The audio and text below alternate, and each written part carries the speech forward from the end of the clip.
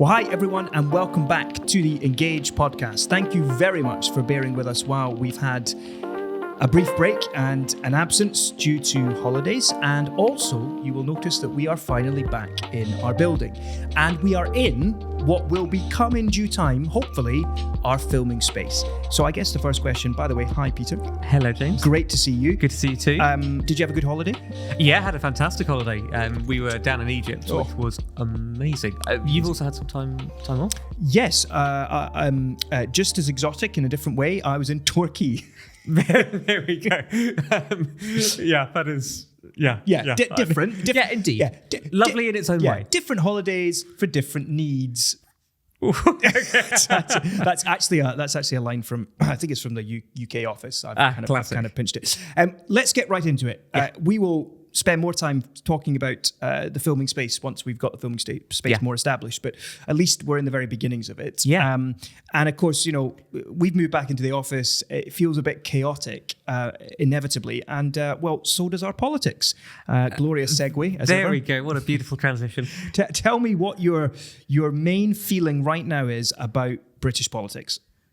Oh, goodness me. I mean, they say a week is a long time in politics. It feels like everything's changing every day at the moment. And actually, I always wonder whether it's worth us just saying at the start. So we are filming on Wednesday of this week. But the only reason I'm saying that is because things are changing literally every day. Yes. Yes. So hopefully lots of this will still be relevant beyond the next few days anyway. So we'll try and get out We'll try and be Mystic Meg and predict what's going to happen. Yeah, that's right. And then you can test our predictions. I mean, I have an atrocious track record of predictions, but let's see if I can buck the trend and get this one right. But I actually wanted to start or follow up by asking a deeper question, which is, so politics is more chaotic, as you've just acknowledged. Why do you think our politics has become like this? Oh, that is such a good question. I think there has been a general frustration at politicians over a lack of delivery over a number of years, and so this is hardly an isolated incident. In that we've now had a series of prime ministers who have not lasted their full 5-year term. I mean, the last one to do that was David Cameron, who of course didn't last his second term anyway. I think people have become increasingly frustrated because they can see that there are problems. And there's a lot of talk in the media about immigration is going up or the economy is flatlining. And then politicians don't really seem to be able to kind of get a grip on it and do much about it. And so these things also become slightly self-perpetuating, don't they? In that once you get the taste for blood, you sort of, I guess you respond to what has gone before. So Theresa May was forced out. Boris Johnson comes in. He wins his enormous majority. He lasts a couple of years longer. Liz Truss, need I say more? Well, that's right. And just picking up on that, I think when you look at, Cameron, May, Johnson, Truss, Sunak. It's quite hard to remember them all, isn't it? Sunak.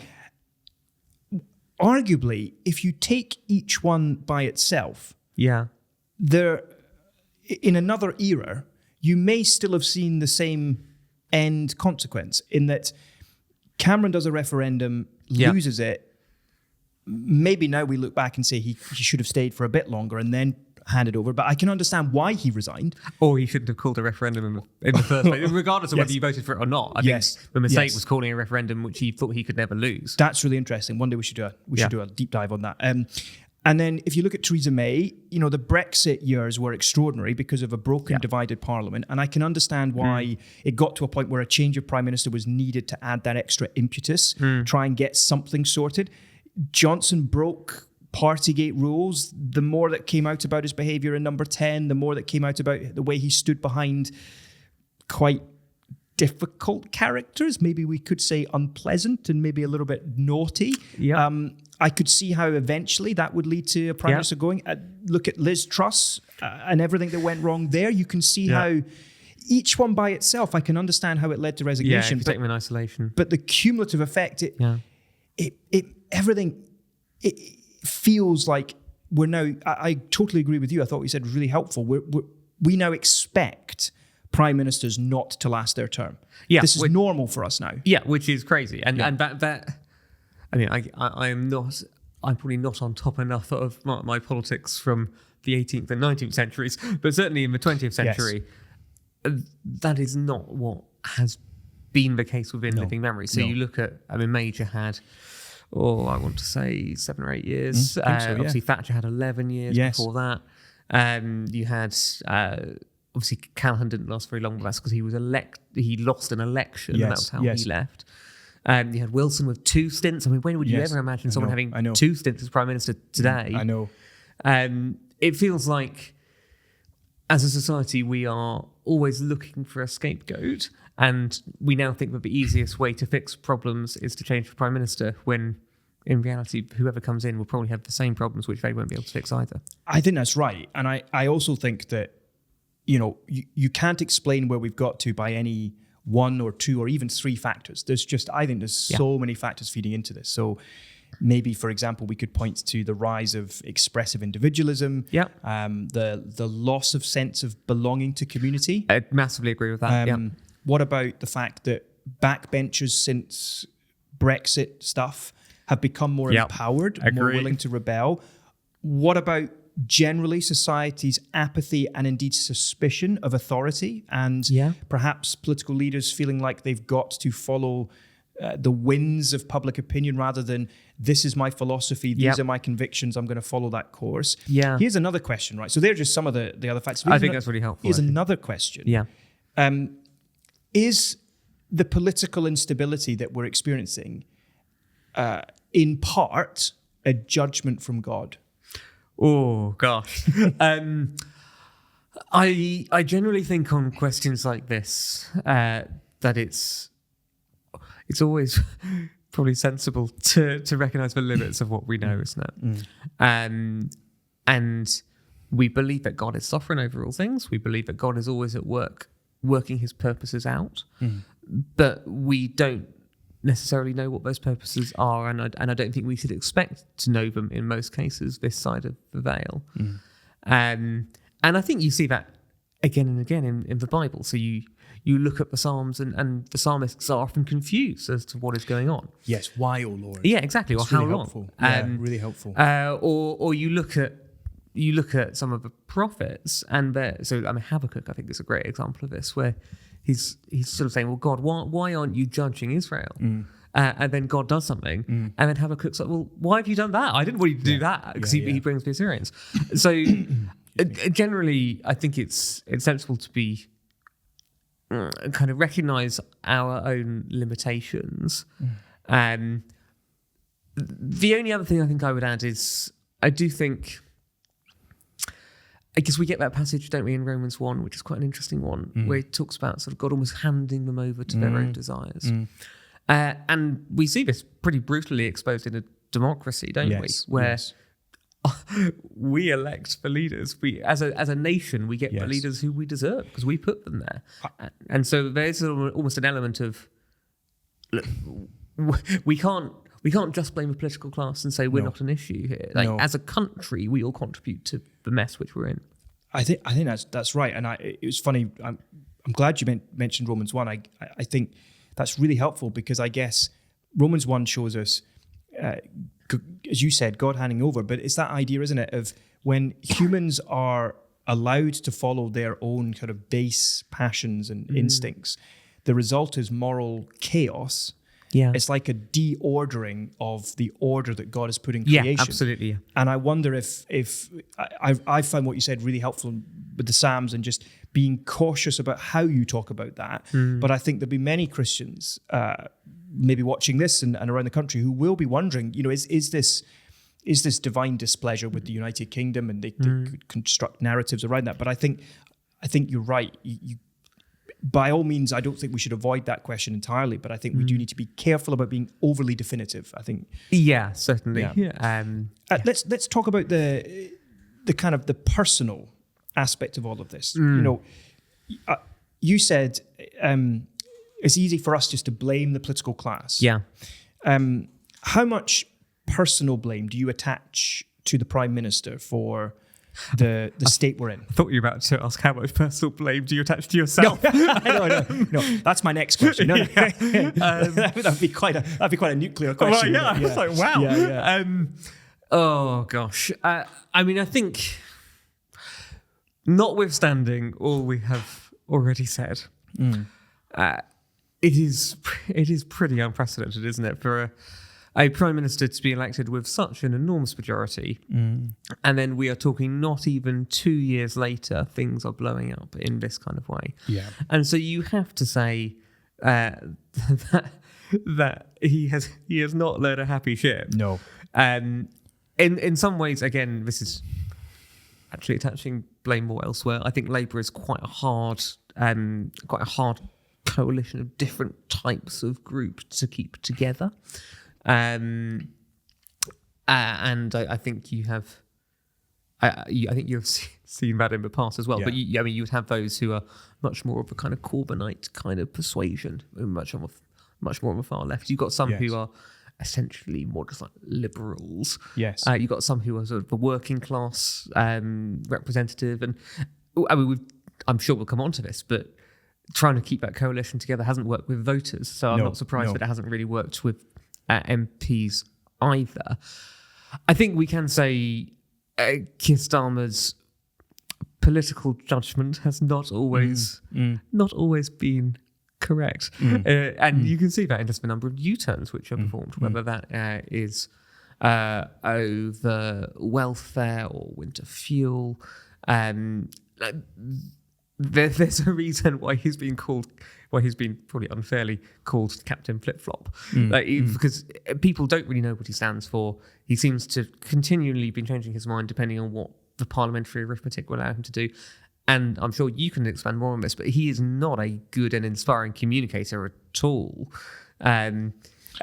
You sort of see like, let me speak from the heart. And it's just like, poor guy, like this just is not his gifting. No, I think that's right. And he's a bureaucrat. He used the fact that there's a process to be followed. That was his way of dealing with the cabinet meeting that took place yesterday. Indeed, I mean, arguably, with his back up against the wall, some have argued that you're seeing some of his more impressive traits coming through. Playing to his strengths, the kind of stubbornness. But I've long kind of wrestled with this idea that leaders must be good communicators. It seems perceived wisdom in the secular space that nowadays, modern politics, 24-hour news, social media, blah, blah, blah, that leaders must be able to communicate. And I often see that verse used, without a vision, in the King James Version, without a vision, the people perish. But of course, I'm no expert, but my understanding is that is one way to translate that verse. It is by no means the only way to translate that verse. And so I don't want to over-rely on that. And I also, biblically speaking, while it is true that, for example, the criteria for elders in 1 Timothy 3 being apt to teach is part of the criteria, as we've commented often, the bigger stress is on character. Yeah. So do we place too much stress on the Prime Minister's ability to be a storyteller, be a salesman, saleswoman, craft a narrative, sell it to us, communicate to us, or and therefore are we wrong in that as a society? Are we unfair, or are we at a point as a society where, because we are the screen generation, because that's how we take in information, that actually you do need to have some savviness yourself have a desire to communicate well. I mean, I think that's my observation with Starmer. I don't think he wants to. I think he thinks the whole thing around presentation and politics is all a bit beneath him. That is frustrating, if for no other reason than, in our contemporary world, you do have to do that sort of stuff. Yeah, no, that's really interesting. I mean, I guess, although we absolutely ought to take wisdom from what the Bible says about electing leaders in church, the context is slightly different, isn't it? Yes, that's true, yes. And so, although I completely agree about the emphasis on character, and I think that's really fundamental for political leaders as well, I'm slightly reluctant to draw a kind of straight line between the two. In terms of whether communication is a vital thing for a Prime Minister, I guess the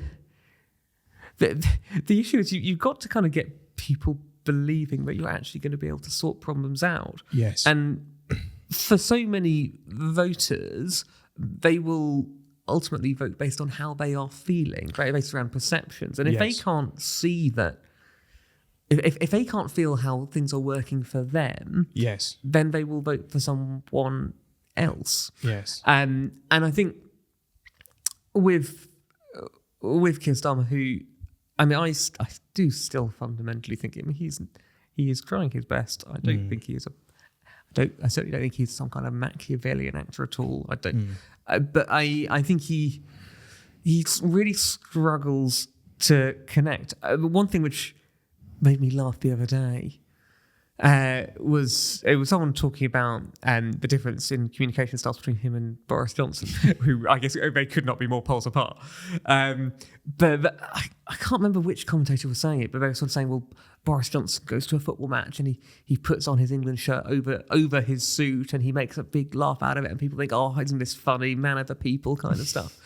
And then you look at Keir Starmer, who actually is a football fan, and he gets the photos taken of him, and he's like, this man is he's almost achieving the impossible. He looks staged on something he actually cares about. Yes, that's really helpful. And actually, that whole question around perception versus reality, and actually, where there is relevant Christian teaching, is the strong prohibitions on deception, on lying, and. Okay, so Keir Starmer can't communicate. Well, that's because he's not a communicator. Yeah. I think where I've sort of landed is I think we are unfair. I think we do demand everything from our leaders, and no leader can give everything. I think that's true. The flip side is I think maybe Nehemiah is quite a helpful example of someone who works very hard to bring people with him, to build that team, almost, I mean, we talk about it in Care, don't we, about the importance of almost over communicating, because you can never assume people have got your message. So I do wonder whether while Starmer will never be the world's greatest public communicator, there are some more basic communication activities that just any leader should do, and he's failed to do even them. I think it would be completely fair, and this has been reflected in some of the comments from the almost 100 MPs who've now come out against him. I think it'd be completely fair to say that it does not feel like he has been listening to his backbenchers, and he certainly failed to get them to buy into the strategy which he is going with, whatever it actually is. And as a government, I guess you're a big team. You want to be you want to be singing from the same hymn sheet, and working towards a common goal. And in this sense, actually, I sort of agree with the verdict of Kemi Badenoch, who says, look, they had 5 years to prepare for being in power, which they sort of did. Everyone knew the Conservatives were in for a drubbing well before it happened, and they didn't really kind of come up with any good policy plans for when they got there. And interestingly, if you read the book by Gabriel Pound, is now the senior investigations editor for the Sunday Times, I think, but he's one of the authors. I can't remember the name of the other one. I've just finished reading it, and it's about the Morgan McSweeney project to get the Labour Party electable again. And one of the things that civil servants apparently commented on when they won the election was how many ministers were genuinely surprised that they were now in power, because they had been planning for not winning power in the first term, but they're winning it at the next election, so 2029. And I also was struck in that book by, this isn't Starmer's failure alone. While we might place ultimate responsibility at his door, I mean, we've talked before about the misjudgment of Mandelson. Reading in that book about, for example, the way that Sue Gray went about her work, isolating others, apparently hoarding power for herself, it is not going to help build that sense of cohesion and that sense of team. Yeah, I think that's absolutely right. At the same time, I guess you always have to say the captain steers the ship. Yes. And so I agree. We can point fingers at someone like that, but also she was his appointment. Yes, right? that is exactly right. He was really keen to add to the team. I guess why don't we sort of set a little bit of a kind of a more immediate context. So we had some pretty interesting local election results the other day. Yes. What were your immediate reflections? Well, I mean, I live in the Wandsworth Council area, and I have two very good local councillors who are responsible for the ward that I live in. So I gave both of them my vote very comfortably, and delighted to see them re-elected. Wandsworth now under no direct control, but the Conservatives who had lost the council are now the biggest party on the council with 29 seats. 29 for Conservatives, 20. I think it's 28. Oh, 28. Labour. Okay. But then, of course, the Kingmaker, yes, that's right, who had himself formerly been a Conservative councillor, and then for whatever reason left for Conservatives a few years ago. So I'm assuming it will probably be governed basically by the Conservatives. You would think so, and certainly that's the way that the Conservatives are talking. Oh, absolutely. Well, I mean, you would, wouldn't you? You know, the big headline's not going to be, we nearly got control of Wandsworth Council. You're going to spin it another way, but I mean, the obvious narrative is the success of reform. Incredible results in different parts of the country. Essex, for example, in 5 of the shadow cabinet have seats in the Essex area, and Reform did very well in their backyard. But also the success they had in the Red Wall, I think, is very, very striking. So you're beginning to see actually a north-south divide again, because the South voting Tory or Lib Dem, and then remarkable kind of the Greens. Everyone said that they would do extraordinarily well, didn't they? But they did fine. But I think Zach Polanski's comments on a number of different topics, and indeed Zach Polanski himself, clearly harmed the outcome on the night. So breaking of the two-party system and Reform doing pretty well.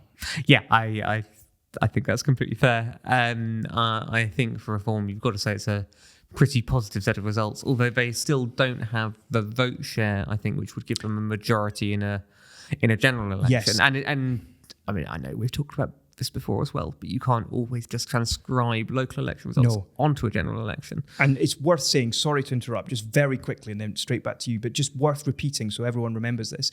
For Reform to get a majority in the House of Commons would be an electoral achievement, the likes of which we have not seen for generations. It would be extraordinary and very, very, very difficult to do under the first past the post system anyway, but also very difficult to do in the context where votes are being spread out among more parties. So just add that really important and caveat. I think as a third caveat, it would also be within the context of ever-increased tactical voting. So the last election was all about let's get the Tories out. Yes. You could absolutely see people campaigning on a kind of let's keep Nigel out platform. Yes. Because that's common sense, isn't it? Yeah, if you're on exactly. I guess other big stories from the night. Labour in Wales. I know. Yes. So Plaid Cymru, now the biggest party there, don't have a full majority, but they're not too far short. Massive gains for Reform in Wales. I actually think that's quite a good result for Reform in Wales. Yes, it is good. I think trying to manage Wales would not have been easy for them. Exactly. Yeah, and of course, in Scotland, the country I'm from, the parliament where I started working in politics, a good night for the SNP in that they were the biggest party again. I mean, a remarkable fifth term under John Swinney. Yeah. The lowest number of seats they've had for some time, 58. And then a tie between Scottish Labour on 17 and Reform on 17. Yeah. So I don't know what they're going to do in terms of who will take the majority of the questions for the leader of the so-called opposition. That's not exactly how the Scottish Parliament works anyway, but I imagine they'll split it, something like 3 and 3. Scottish Conservatives down to their lowest for some time. It was 15 when I worked for the party. It's now, I think, down to 12. And then also the Lib Dems on, I think, the same number, or 11 maybe. I've got to hit 10 for the Dems. And Scottish Greens finally winning a constituency seat and managing to take it off Angus Robertson, who was formerly the head of the SNP group at Westminster. Yes, quite a big scalp.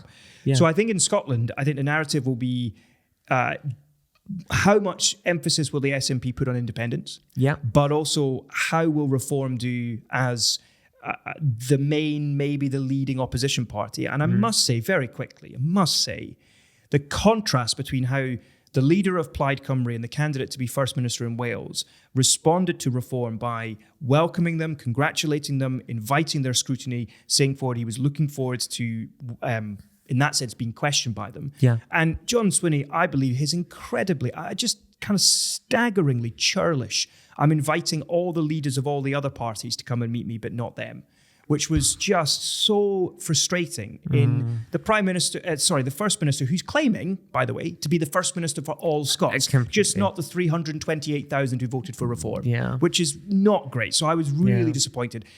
But of course, across the UK, the Constitution will remain a very, very live and pressing issue because 3 out of the 4 countries that make up the United Kingdom now have nationalist First Ministers. Indeed. So who knows where that's going? They'll all get together and have a great time, I'm sure. Yeah.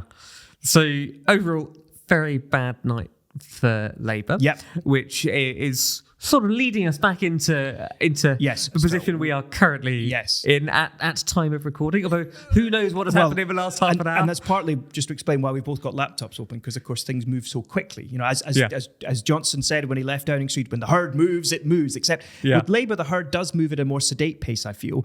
Where we are, Wes Streeting, his allies are reporting that he will resign tomorrow, didn't want to overshadow the King's speech, and formally challenged Keir Starmer. Some people are suggesting Starmer will not stand in that and be asked not to challenge, but sort of leave room for anyone else. I don't buy that. I think he will stand. And then so do I. The other thing is the Andy Burnham factor. And do you want to tell the funny, the funny story? I can. It's worth saying. It's very funny.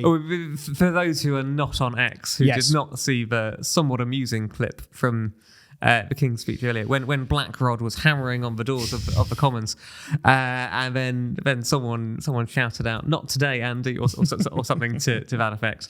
That is, of course, a reference, for those who don't know, to the fact that Andy Burnham, who has been long touted as the potential successor to Keir Starmer, does not have a seat in the House of Commons because he is the Mayor of Greater Manchester, and by Labour rules, I think he does have to be a member of House of Commons. I was having a chat with someone earlier as to whether he could do a Douglas Hume and sort of join the Lords. But I don't think that works with the Labour rules. Okay, yes, and that's a key point.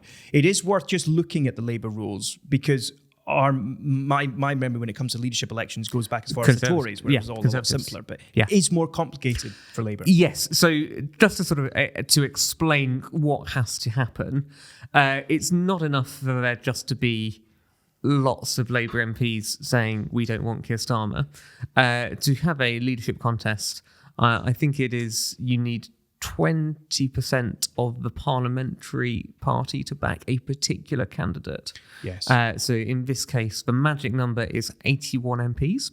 There have been questions over the last 48 hours as to whether Wes Streeting has got that full 81, and then some speculation as to whether that might be why he hasn't come out with his challenge yet. I guess all will become clear. But from Wes Streeting's point of view, I guess the reason he has gone now is because he doesn't fancy his chances in a run-up against Andy Burnham, does he? No. And actually, that's the case for almost any of the candidates. Is it looks like if Andy Burnham does get a seat in Parliament, he would be the most popular candidate. He's remarkably popular for a politician. I mean, it's kind of a bit bizarre, really. The King of the North. Really strange. But also for someone who has actually run for Labour leadership twice and lost twice already. Well, I think Keir Starmer supported him in one of those bids. Which is kind of an amusing fact. So that's where X is good at giving you all these kind of fun facts about, retweeting Starmer from when Johnson resigned and so on. He said I mean, I think it's worth saying. So yes, where we are, who knows what the next few days will bring. I certainly think Keir Starmer's days are numbered. That much I don't think is in debate anymore. It remains the question of when and how it is done and who takes over. Is it now? Is it September around party conference season with a possible Andy Burnham coronation? Does Wes Streeting get in sooner? Does Burnham then challenge him at a later date or wait till the next election? Who knows? Yeah, and I think from what I have been reading, if Wes tries to do his bid now, I say Wes as if we're on first name terms. If Wesy does it, indeed. If Wes Streeting goes to do his bid now, people who would potentially have supported Andy Burnham in a later contest have said that they might feel obliged to stand. And so the two other big figures who that could be would be Angela Rayner, who is, of course, still under investigation over her tax affairs. And that would cap a quite remarkable few months for someone who was essentially forced to resign as Deputy Prime Minister 9 months ago. Or the other figure would be Ed Miliband with the Miller fandom. And former leader, of course. Indeed, former leader from 2010 to 2015. Lost to David Cameron in the election in 2015. Currently going, as he has done in the last couple of years, on a big net zero crusade in the Labour Party. So those are likely to be your 4 potential candidates: Streeting, Burnham, Rayner, Miliband. Although, if you want a wild card, Al Carnes has been mooted to potentially run. That? So he is, I think, Minister for Veterans. He's an ex-Marine. Yes. He definitely wrote something I saw in the last 48 hours about how do you save the Labour Party or something along those lines. He's running, as they say. I wouldn't be surprised. And if he Darren Jones as well. He's been touted. Interesting, because he's seen as quite loyal to Keir Starmer. But apparently, from what I've picked up, he's been having quiet conversations around corners. Having a word. Impressive young new generation leader. I mean, we should just say as well. Obviously, we will seek to bring you reaction to whatever happens with the current Prime Minister. Indeed. But shall we just briefly, as we come into land, just comment on another big story, which of course we've had to leave to the end, whereas in normal times we'd be doing the whole podcast on the King's speech. Indeed. It does feel like we should at least acknowledge. So that has happened today. This, by the way, is where the monarch, head of state, launches the government's new legislative programme for the new parliamentary session. And I just 2 things I want to flag from it. The first is, in the King's speech itself, there was the announcement of a draft conversion practices bill. Yes. And this is something that's been planned and tried before, but we've never got to the point of actually down here having a draft bill introduced. A draft bill is really significant because it means there will be additional scrutiny applied to the bill before it enters the normal process of first reading, second reading, and so on. And this is effectively trying to ban abusive practices, trying to convert people from being gay. The problem with it is that wherever it's been tried, it's not worked. And the risks are it infringes upon genuine freedom of speech, freedom of assembly, freedom of religion, freedom of conscience.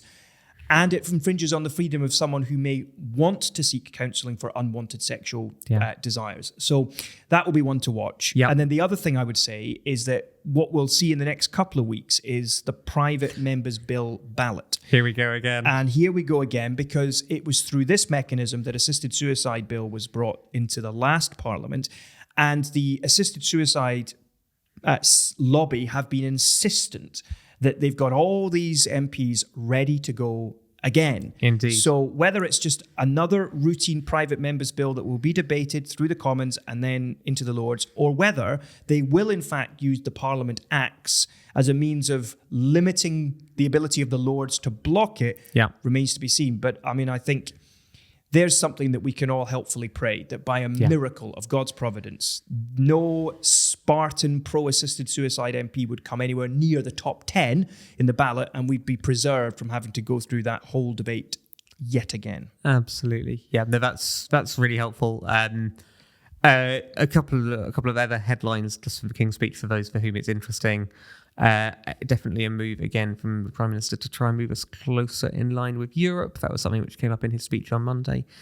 You also had mentions of wanting to tackle anti-Semitism. I think that's very welcome in light of what's happened over the last few weeks and months in particular. Definitely.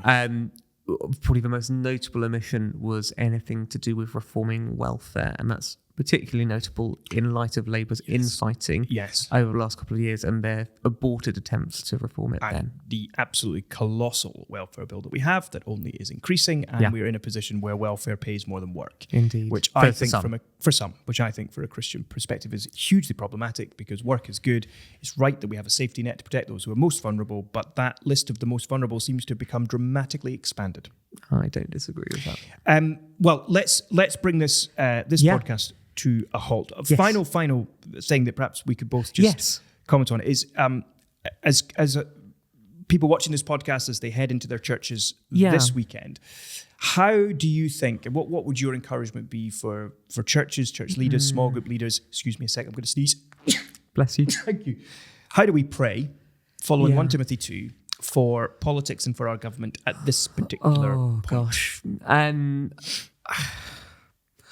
I think there's at least a couple of things which come to mind. The first would be that God would provide us with the right leaders at the right time. Yeah. So rather necessarily praying that any particular candidate gets in or gets booted out, I think we would want to pray for leaders who are wise and who have integrity, and leaders of character, as we've already spoken about. I think you can pray for the people who are at the centre of this as well. Yes, I think that's right. Do pray for Keir Starmer and his wife as well, for whom this will be a time of much strain, however it goes. Do pray that politicians who are putting themselves forward for leadership are doing so for the right reasons. Yes. They might want to serve. Yes. But also, I think, do pray for our nation as a whole, and in particular for the most vulnerable. I mean, it's very easy to kind of get sucked into the excitement of like who's winning the race kind of thing. But Yes. we've talked before, haven't we, about how politics impacts real people's lives. Yes. And so I guess we want to pray for good legislation which protects the most vulnerable. And I guess I always come back to that verse in Jeremiah about seeking the peace and prosperity of the city in which you find yourself. And that is what we want. I think it's completely legit to pray for our nation, that it would flourish and thrive, and in particular that it would reflect a bit more of God's heart.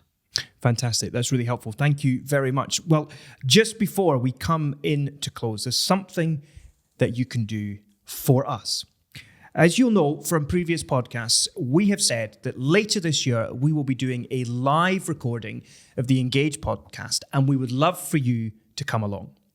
That will be happening in the autumn. We are very close to finalising a date. What we can tell you is it will be held in the Westminster area, so super convenient for transport connections wherever you're coming from in London or indeed further afield. We really would encourage you to come for a brilliant evening.